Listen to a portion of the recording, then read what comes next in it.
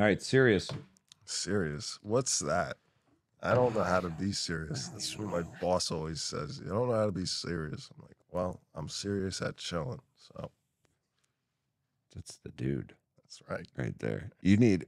I should have got you a fucking mudslide or a White Russian. Man. White Russian would have been. I should have got you. Oh, man.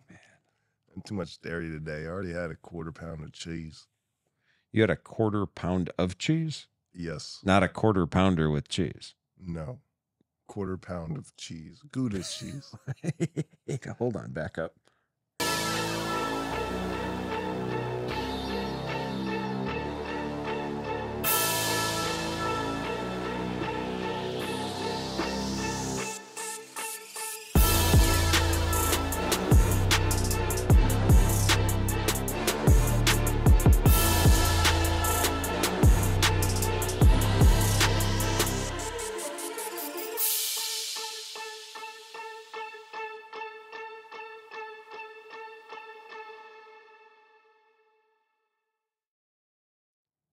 Thank you for tuning in to the Redacted Podcast. We have our guest here who's agreed to come on under the condition that he's anonymous, his identity's not revealed.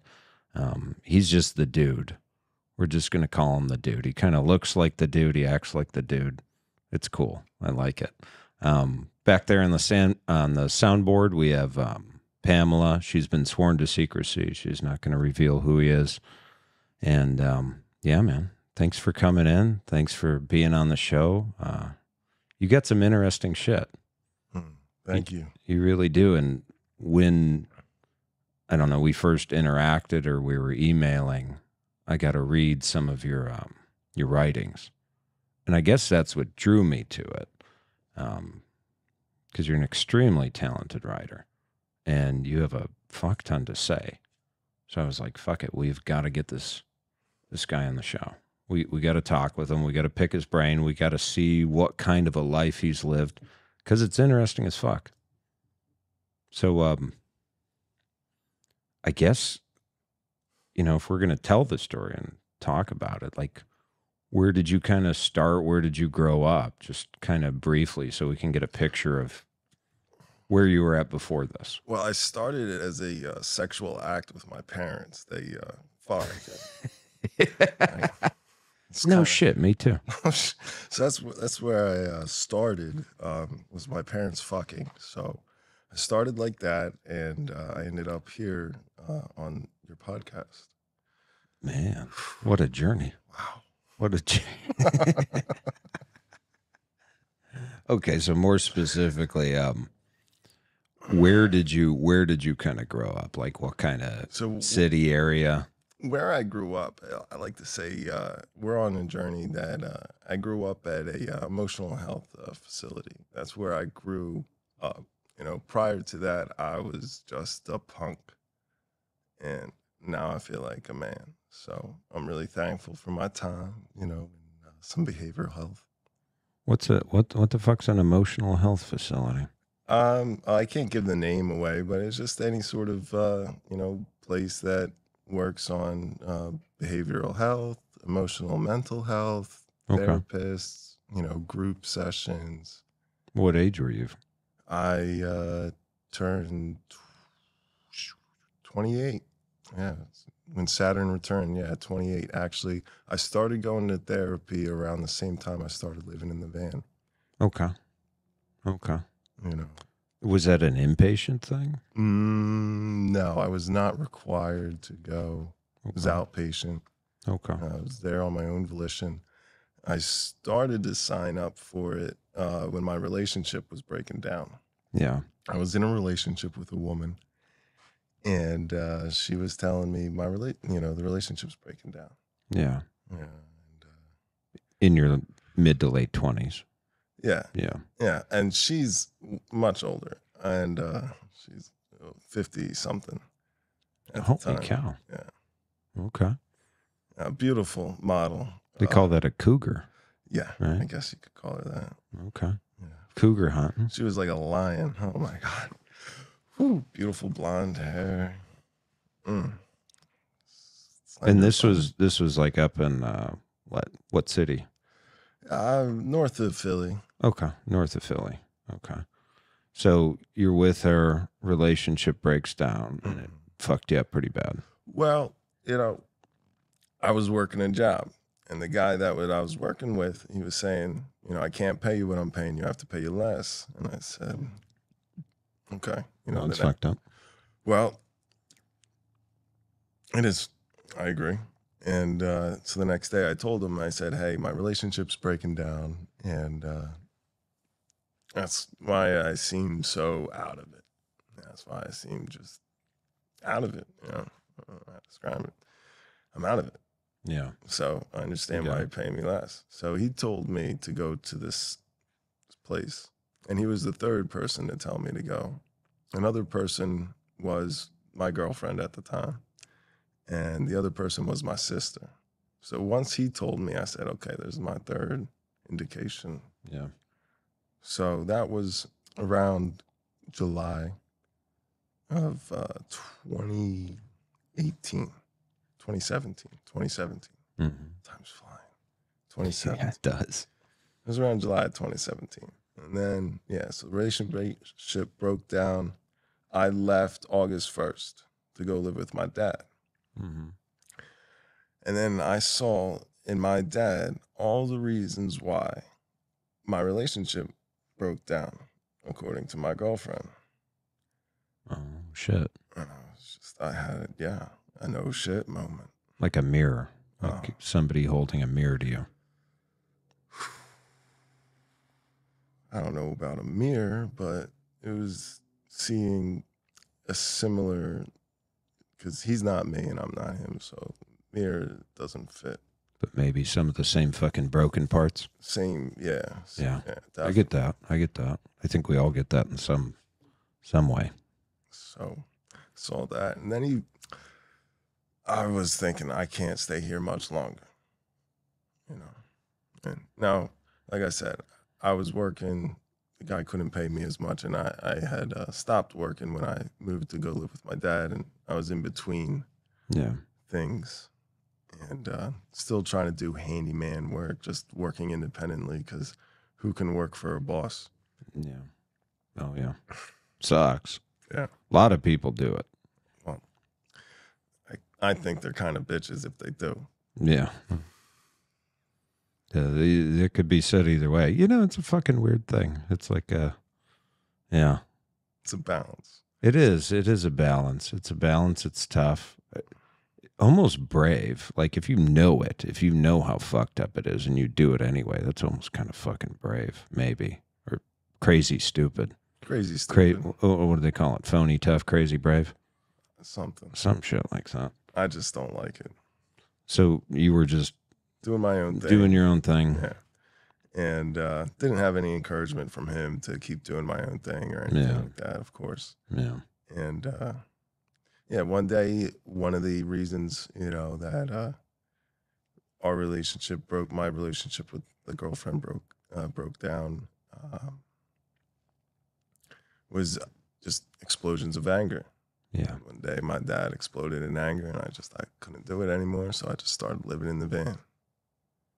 That was it. I was cargo van, metal floor, metal just pure, no windows, just a metal box. That was 2017, and that was van life, and you were doing van life before it was cool. Oh, it's cool, yeah. There's a bunch of YouTubers and shit that sell their mansion and go live in a fucking van to start a YouTube channel or a TikTok or something. But you were like pure with it. You weren't trying to start something. Right. There's a lot of people. I think that's kind of cool. There's a lot of people that live like that, that move into their vehicle out of a desperation. I'm not the only one that has had to do that. Well, yours was like your freedom, right? That's true. That was like a step of freedom versus people who are trying to do it for views and to just, we're going to go live in a van. How cute. Here's our build out. Here's what we did. Like, I don't know. I'm sick of those. Can we stop those? Well, can we just fucking stop those people already? What you can do instead of stopping them is you just unsubscribe. You just don't subscribe. I know. Don't look at it. Well, I keep seeing it. That's the thing is if School bus, the schoolies, when they're schoolies. building those out. Well, where do you see it? Like, do you see it like, is there somebody like that manufactures these places that you drive by and you see it all the time? Or is it, No, are you, yeah, I see it on that fucking thing. you're scrolling through it? My fucking stupid scroll. I see. You Or got it just pops up. Yeah, I know. unsubscribe from that scroll, man. I'd unsubscribe from the whole fucking thing if I could. You can. Like, I would throw it in the ocean. I would throw my phone with my Facebook and my TikTok and all the other bullshit right in the fucking ocean if I could. It's like a companion had inspired me to get on the Twitter to share the writing, and the homepage is just nothing but a scroll, and it's just Yeah. I can't do it. It's manipulative too, because we keep looking for like little hits of dopamine, you know.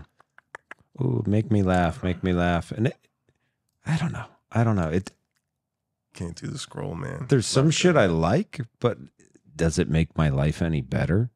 Fuck no. Probably in some weird long-term way, it makes me more unhappy, and just kind of fucking fries my noodle a little bit.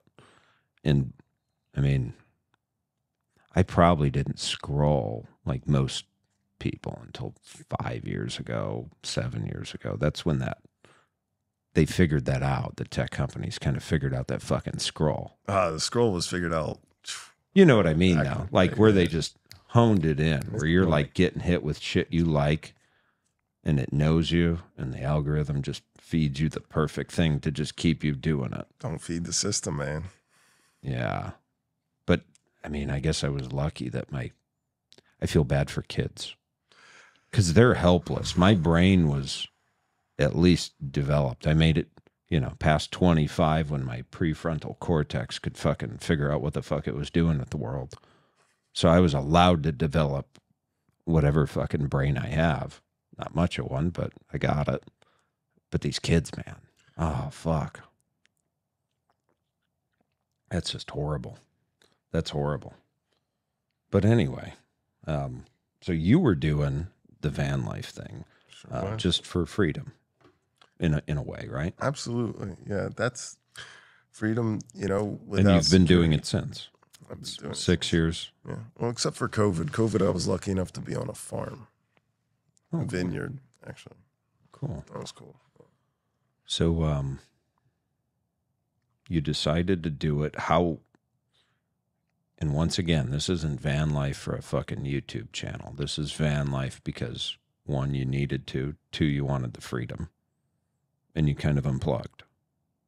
Well, When actually, you did that, I did you didn't- kind of unplug? No, I was still scrolling. I was scrolling for a while. I was forced off the scroll when I went to go onto Marketplace, the Facebook Marketplace, Yeah. and they wanted my ID, and it was too much work. It's like it's ridiculous. I'm not no. So my Facebook's locked up, which is awesome. So that's just. So you had one and it's fucking toasted. It's toasted because I went to go on Marketplace and it was cool. So but now I have a Twitter, but I don't go on the scroll. I did a couple times. I'm like, ugh. Yeah. Yeah, Man, I envy that. I'd like to get off of it. I don't know why Should start people like a are on it. rehab clinic just for fucking the scroll, man. Like a inpatient fucking. It's tough because sometimes I think, maybe I want to just scroll through Facebook. Just waste time. It's nice. It's easy. It's too easy. It's too easy. It's too easy, and it learns you, and then it feeds you exactly what you want, which is too fucking easy. I got tired of it. It's gross. Yeah. So you were, what were your, living, I guess you would say, in the van, doing the van van life thing. Metal floor. Actually, What were the challenges? What sucked funny. about it at first that you didn't anticipate? It's always challenging. Yeah. It's always challenging. Yeah. It's just finding peace, and chill through the challenge. And one of the interesting things that I think with how people respond about happiness, something we were stroking earlier, is about being happy. You see these rich people who are unhappy, and here's the dude who's smiling, being a vibing guy in his van. Yeah. And doesn't have much of a dime, but he's chilling. And I don't know. There's something to that. There's something to that. I mean, it's and I think, I mean, just to go back, not to keep beating the dead horse, but the reason people start YouTube channels doing this, because I think there's some little dream in everyone that's plugged in with their 40 hours a week and their big ass mortgage and all the pressures and stresses that they have going on. There's some kind of a little fantasy somewhere in there that, like, maybe I could fucking do that. What would that be like? To just be me and the fucking road and myself and beauty, nature, seeing different things, traveling. Like, what would that be fucking like? Because so many of the people, at least a lot of the suburban class, I guess I'm a part of, and that I see a lot of, is I just notice it's kind of like you look at you starting to do that, and then you look at them. Who's in the cage?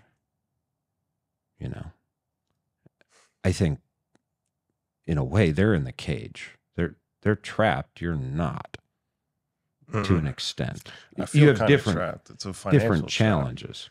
That's what I mean. Yeah. Different challenges. But I think that's the fantasy. So, you know, suburban people, you know, holding down jobs, families, mortgages, car payments, the whole fucking 9 yards. I mean, that's a trap. You're stuck to that. You're chained to your debt. You're chained to what you owe. You can't stop working, or all of that's gone, and the banks are coming after you. I never stopped working. I still, No, you know what I mean. I You still can't. my van wasn't paid off, Yeah. when I was living in it. Still had to finish paying it off. I was still paying that. I still pay insurance. I still pay registration. Yeah. Pay for gas. So one of the things I started doing was I got a storage unit. I said, okay, I'm gonna just get a storage unit too. Okay. And I was lucky enough to find a place that was family owned, so it was chill, wasn't awful. Yeah. I found so much to be thankful for. My first night in the van, I smiled in such contentment, and thought of all the people in the world that didn't even have a roof to sleep under, even a metal floor, to sleep on. Yeah. And just being thankful for something simple. Yeah, and being thankful I wasn't going to be around my dad, who would just freak out for no reason, and just be a negative influence on me anymore. Yeah. I was free of that. So yeah, freedom, big time. And keep working on being my own man.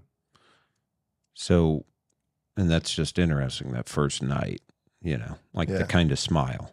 Yeah, I was at a bar. Went to the bar that he hated, so I knew I wouldn't see him. Okay, that's a good one. Yeah, it was. I went to that bar a lot. I slept in that parking lot a lot. That's the other thing with the van, is you got to fucking find a place to put it. Was that kind of a challenge to Always figure a out? challenge. Still a challenge. Still a challenge.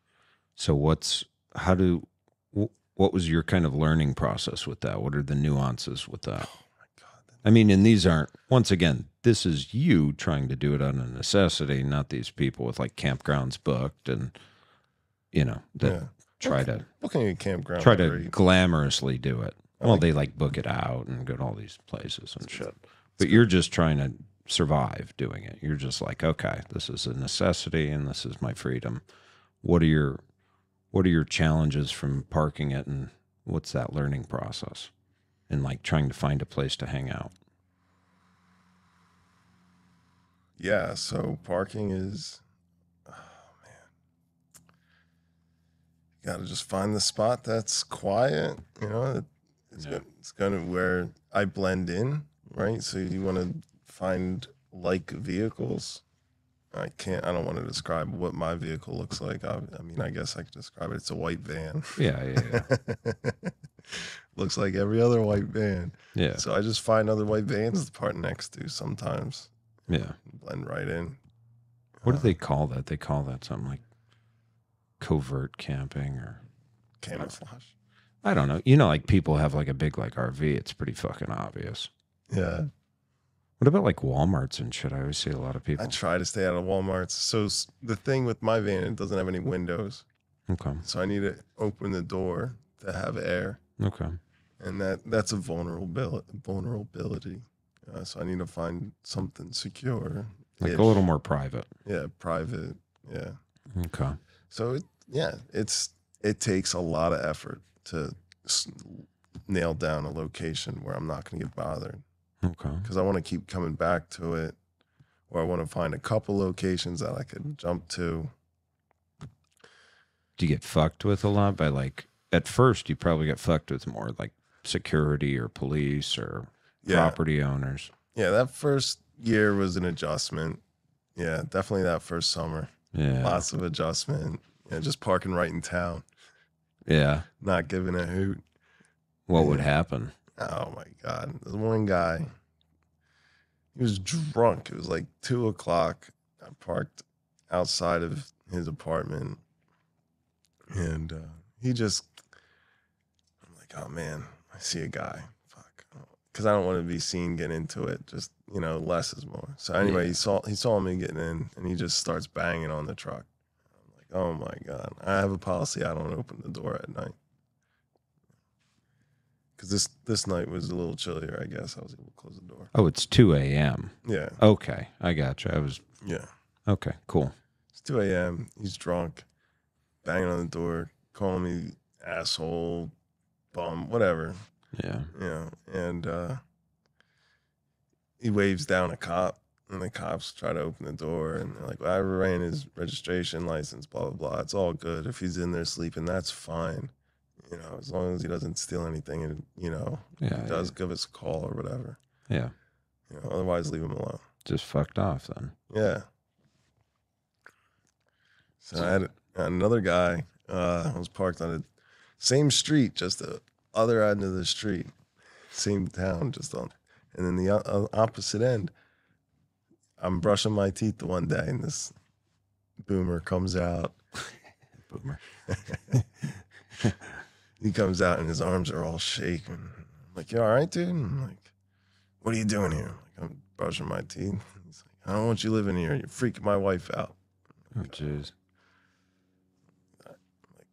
Well, it's a public street, I'm parking here, It's like, why do you have to park here? I'm like, well, this is the closest street, without, a time limit to the center of town. Yeah. So I don't have to like walk as far to hang out at the Starbucks.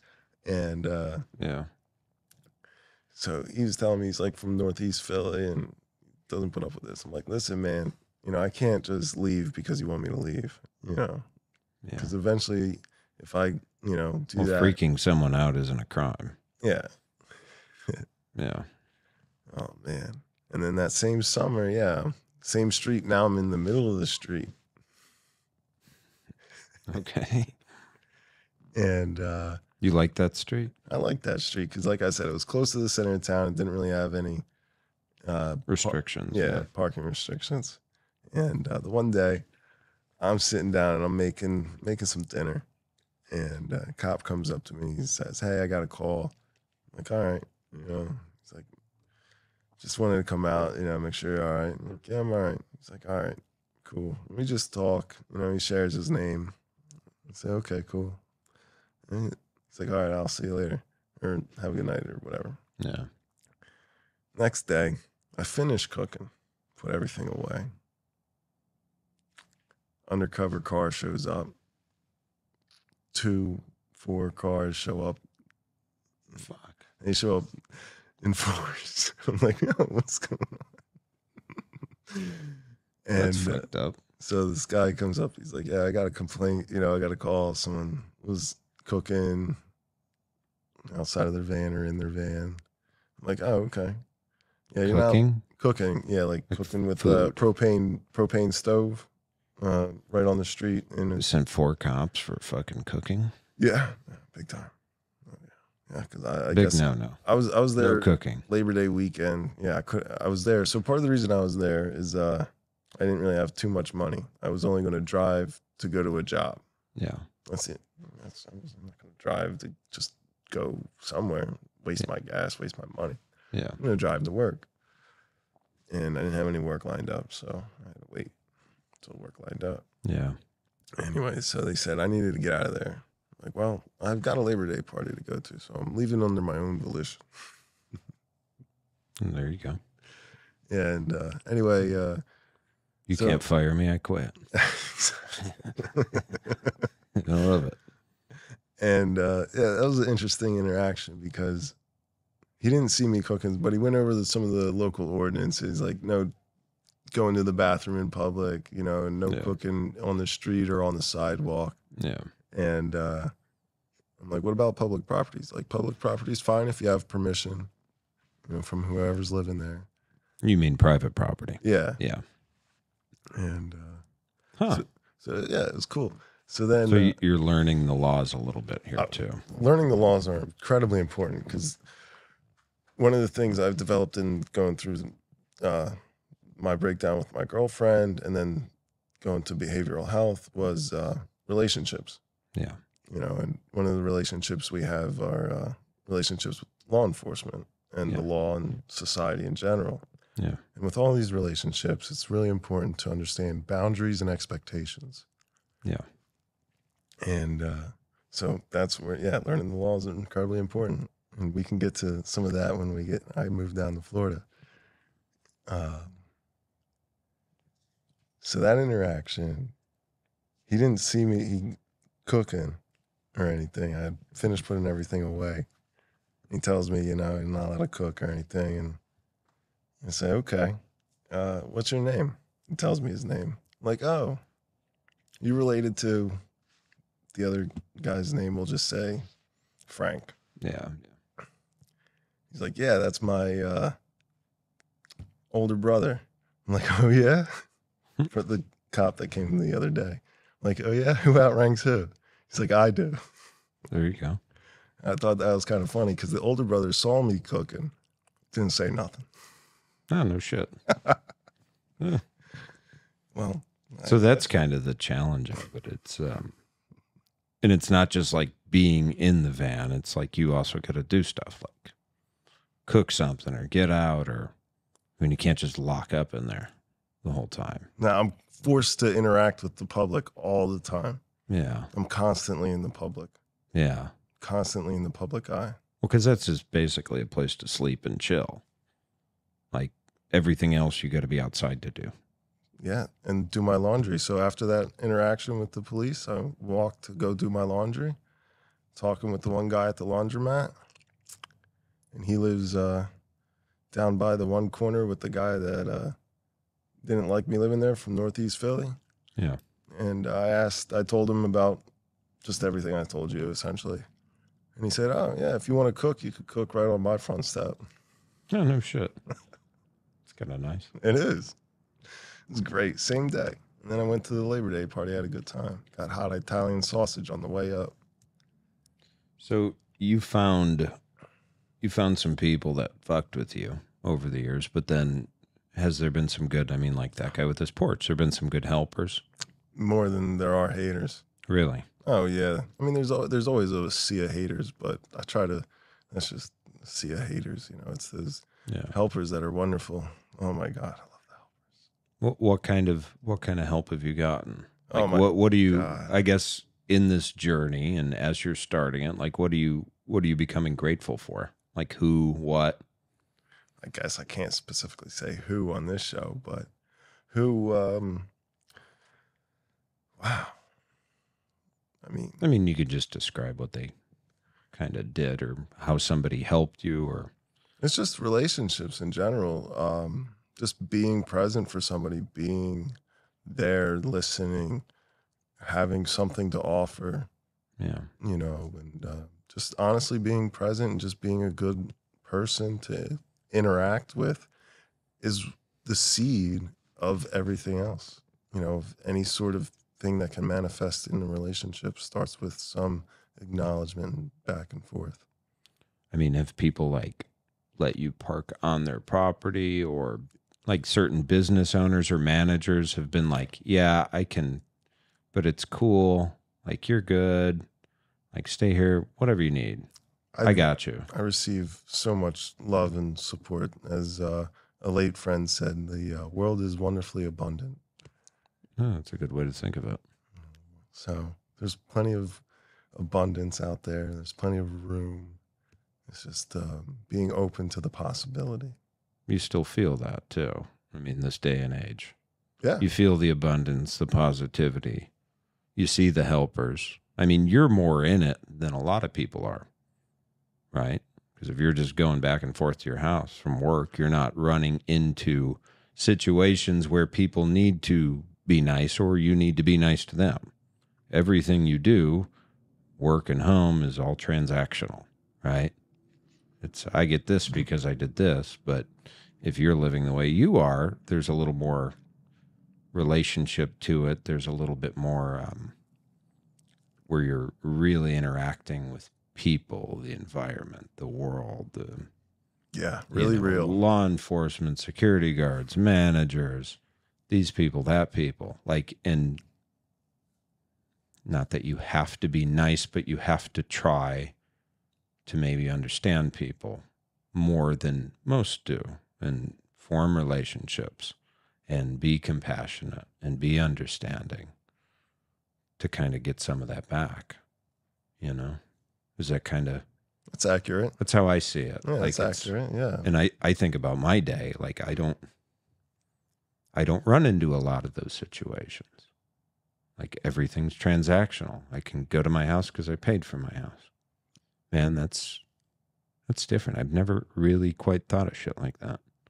And that's interesting. And you're on the other... So what did you kind of... What has that taught you? Well, actually, one thing, one of the people that have come up to me and interacted with me, and he suggested that money is a lubricant for social interaction. It's just one of the aspects of money. Okay. I thought that was really interesting because when I got down here, God delivered me an angel who connected me with some work. And this angel enjoys the finer qualities of being alive. Yeah. And she likes to take photos. Mm-hmm. And I offered her some money to take some private photos for some male modeling. Oh, wow. So we'll see if she says yes to that. So, you know, she can say no, but at least offer her some money rather than hoping she'll do it for free. Yeah. I know she needs the money. So. Well, it's nice to be able to, like, if people can give their time abundantly, you know, and like you said, it's a world of abundance. Well, time sometimes is the hardest thing to have an abundance of because it's a finite, irreplaceable resource. And like, it's nice to be able to pay people for the time if you can. I mean, and that's employment right there. They're trading, you know, time for money. That's what it is. But yeah. And I think it's the greatest gift you can give, really. More than money, more than things, more than accesses. If you give someone time, that's something you'll never get back. Presence. Ever. It's gone. It's gone forever. You make more money. You can get more property. If you borrow shit to people, loan shit to people, you can get more. That's all replaceable. That's infinite. But yeah, time is just so fucking finite. It's almost scary when you think of it like that. Like, you help your friend move. It takes you fucking 6 hours, and you're like, fuck, that's gone forever. It's my whole day. Yeah, but then, you know, just something else just struck me there. You know, talking with you about this and your scrolling thing. We put so much value, like if I helped a friend move for 4 hours, I'm like, fuck. Or help them do something, some kind of task. Maybe you didn't want to do it. How much time do you waste fucking scrolling?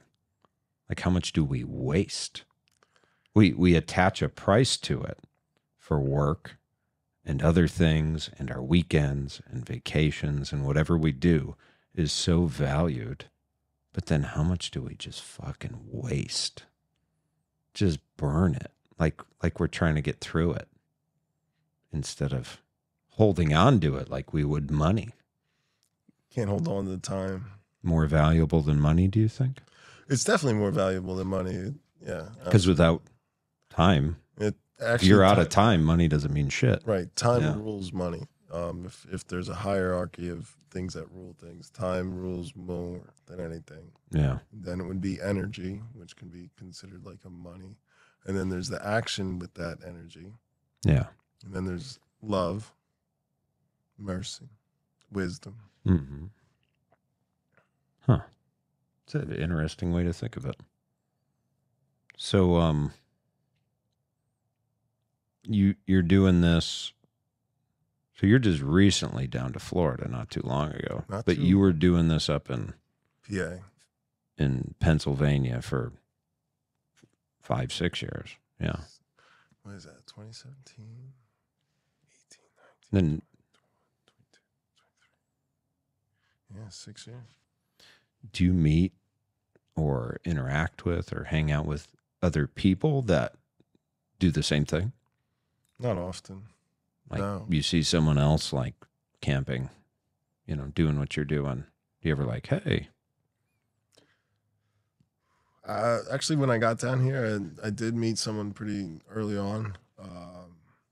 Having those sort of interactions, he's kind of despondent. He's still, I think, living in his trauma, figuring out his own life, and Yeah. he's kind of in his own thing. Everyone's in their own thing, and a lot of giving space just for people to be themselves. And, Yeah. one of the things I picked up before my relationship broke down was that I'm to be an example. Yeah. I picked this up after doing some yoga. Yeah. And I had done yoga for 7 years with the intention that I'm having union with God. Mm-hmm. And I had started to go to a church that practiced meditation, which practiced listening to the whisper of God. Yeah. So then I was incorporating more meditation into my practice, and I finally received them to be an example. Yeah. And so I'm learning that as I go along. So like trying to, inspire. I mean, that's the best way to teach, wouldn't it be? Yeah. One of the things I could never stand in the learning process is someone who ever says, do as I say, not as I do. Yeah, right. Then you're not leading by example from the very beginning, from your very words. And if I can't trust you on your word, then what good is your word? That's hard to do too. Yeah, the do as I say, not as I do. It's a hard standard, but it's an impossible standard because we're monkey see, monkey do. Yeah, right. Not monkey hear, monkey do. Monkey don't hear and understand English or any language. Well, and it's like you can tell people things all day. They can read a million books. They can hear it all. But, example, I guess. That's the best way. It really is. If you're trying to change someone, maybe even too, like anything. Show them a positive example and mirror that what you want to see, mirror it to them. Yeah. Yeah, it's a good way to fucking think of shit. I mean, you have kids, that's like your first man. That's one of those things, like you have a life before and after kids. Yeah, you're just like, because you're raising little mini yous, little mirrors. Mm-hmm. They pick up on the vibe. Yeah. It's something fucked up I heard, though, and it was kind of like there's a certain age where your kids are not learning from you as much as they are from other kids, because psychologically they can't process you being the same as them. There's like this certain age range where you look like God, like you can do anything. You can cook, you can reach everything. You're big, you can drive. And they're mostly watching and like learning learning a lot of their behaviors from like other kids, like school, stuff like that, because they see that as, similar, or maybe even like little older kids. And it was interesting watching my kids grow up doing that, like where they're really emulating Their peers. Yeah. And you see how important that is as they grow up, like that we give them like a good pasture, Yeah. That's the whole inspiration to start living in the van, was I didn't have that example. And it led to a breakdown, and I didn't want to have that repeat itself. Well, and I think like and I heard this from somewhere. I didn't invent the way this is said, but I've always kind of felt the concept of it, especially, well, actually only since raising kids, is this guy said, be shepherds, not engineers. So you're not engineering your kid. Like, and we have these parental relationships where maybe they tried to engineer us. Like, you're going to play piano. You're going to do this. You're going to be good at that because I was good at that. And they're not you, and you're not them. You're different. You have some similarities. But I think that in this world we have now of like either hyper success or hyper neglect, goes one of the two ways. It's like people try to engineer their kids a little too much in that, instead of just realizing I just need to give them a safe place to live, some good examples, and they're going to become their own people. And that's the fucking point, right? That's beautiful. That's a good way to put it. The point is not to create this statue or this work of art at the end. The point is to create a kid that can become a functioning adult. And the sooner they leave, maybe the better you did. Like if they leave at 18 and go out and, okay, cool, see you at Christmas, come visit, that seems to be a good thing because they're on their journey. You started that, and I don't know, it's a fucked up thing. Why 18? Why not 14? Yeah, I mean, I thought I was kind of, I was working, doing my own thing from 14, 15. Yeah. Like my mom barely saw me. I was just, sleeping there. And I mean, I had a nice house to go home to and all that kind of stuff. There was no problem there, but I was wanting to get my life started. That's beautiful. And I was fortunate I didn't have to go back. But that was, I think we maybe misjudge or don't understand what raising kids is. You're not supposed to make them straight A students and professional athletes, and you don't make them anything. They make themselves what they do. And, all the training and sports and all the studying and grade pressure you put on them, we want you to achieve, but you're not going to engineer them into something they're not. So that's, anyway, it's my tirade about that. Thank you for coming to my TED Talk. You're welcome. Yeah. But how did you decide to come down to Florida? It's a really simple decision. I was tired of another winter in the cold, and I picked one of the things we were talking about earlier was a plan versus just going with it. Yeah. And I was one to just kind of go with it, but my brother suggested to at least have some plan, pick a spot. So I started doing some research and looked at different towns in Florida. I saw that Tampa had a really unique climate in that part of it is subtropical and the other part of it is like this southern climate. And there's like a line. Yeah. It's like it cuts an angle from Tampa Bay to Orlando, basically, of like climate zones. It's weird. You can see the temperature maps. So interesting. I saw that and I said, okay, well, I got to stay below that line because otherwise if I'm up above that line, it's going to be cold. And there's no point in driving all this way if it's cold. Yeah.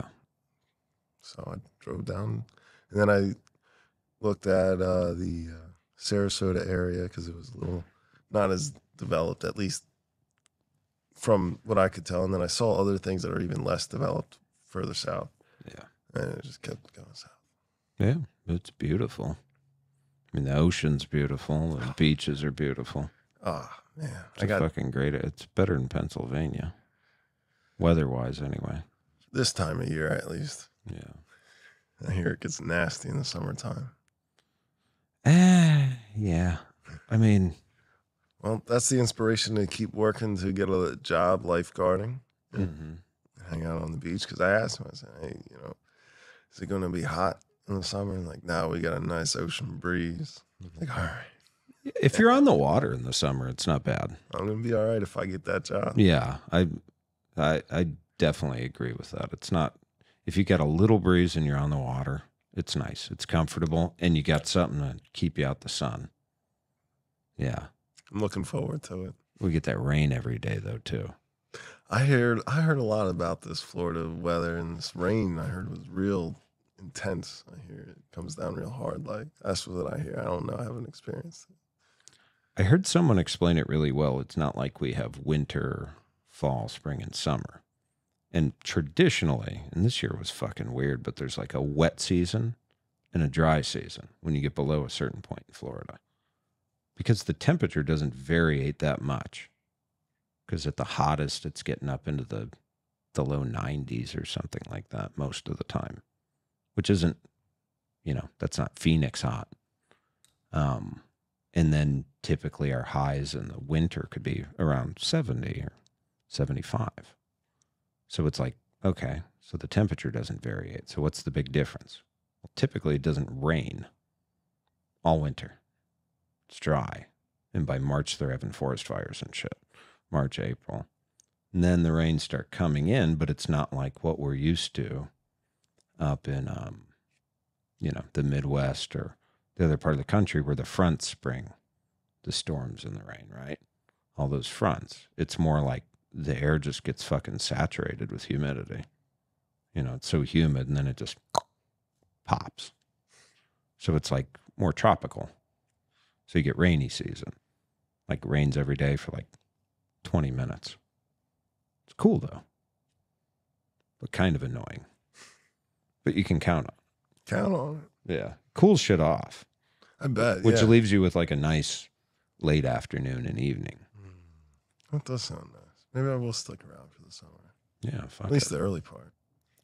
So, did you ever have so you've done this for a long time. Have you ever had safety issues where like people steal shit or fucking threatening you? Yeah, so the guy banging on the door and nobody ever tried to like fucking break in, rob you? I don't know. Haven't seen any indication of that. That's good. So you felt pretty safe. I mean, as safe as I can be. I mean, there's always a level of vulnerability. It's like my life is that vain. Yeah. Jesus Christ, I'm driving on the road. Anything happens. Yeah.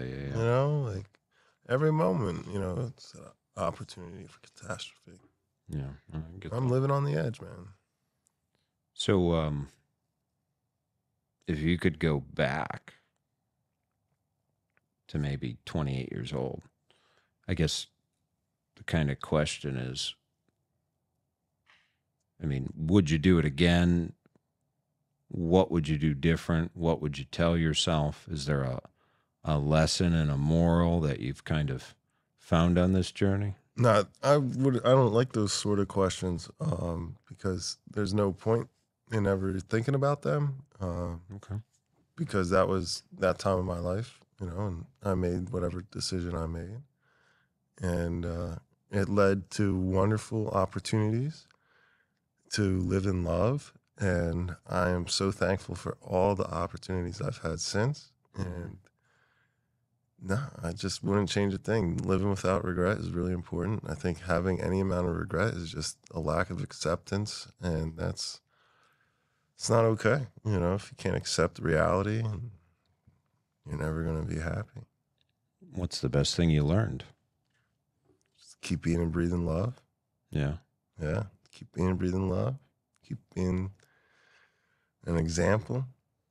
And I read one of your one of your posts, and one of the ones I liked the most, because you have a blog that you write on, was the one about surviving. Ain't no shame in the game. Ain't no shame in the game. Ain't no shame in the game we got. Ain't no shame in the game. I thought that was just a cool, like, little lesson, and you summarized it really nice. But is that something you kind of learned over the last one of the 6-7 years? Yeah, it's one of the things I picked up at the emotional and mental health facility. Something we talked about, just being in group. One of the things I like to say is I take group with me wherever I go.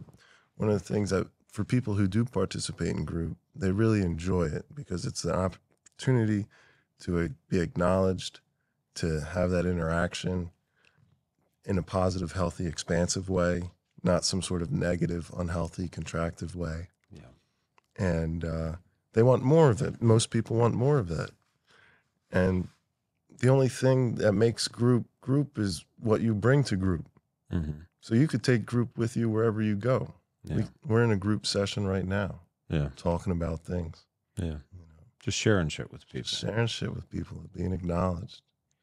Acknowledgement. That's really fucking important. That is huge. It's the first step if you're in recovery of anything. Yeah. It's like proof that you exist almost at some kind of fucking base level. First thing I know is I don't know anything. Yeah, that's a good way to put it. Well, cool. Well, thank you for coming on, sharing the story. It's really great talking with you. Thank you.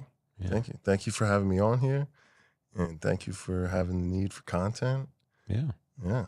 Hey, we're trying to do a good thing. I'm looking forward to giving this a listen, hearing what other people had to share. Yeah. It's going to be real cool to check it out. Well, thanks. And to the listeners out there, thank you for tuning in. Till next time, stay out of trouble. We'll see you in church. Thanks.